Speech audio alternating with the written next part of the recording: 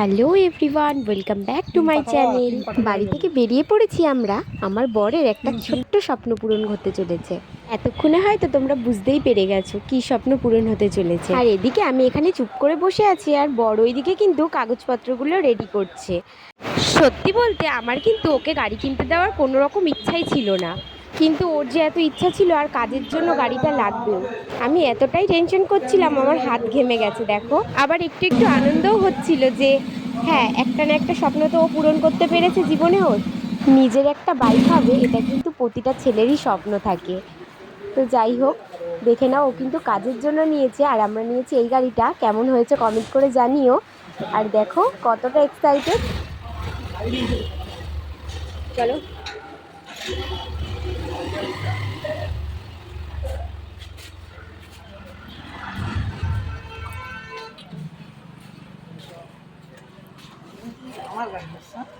খুশি?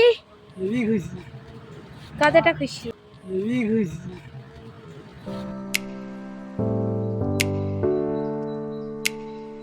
গাড়ি নেওয়া হয়ে গেল। এবার কিন্তু মায়ের পুজোর জন্য আমরা ফুল মিষ্টি যা যা লাগে নিয়ে নিয়েছি, কারণ মায়ের কাছে সবার আগে যাব গাড়ি পুজো দিতে, তারপরে বাদ বাকি সব কিছু।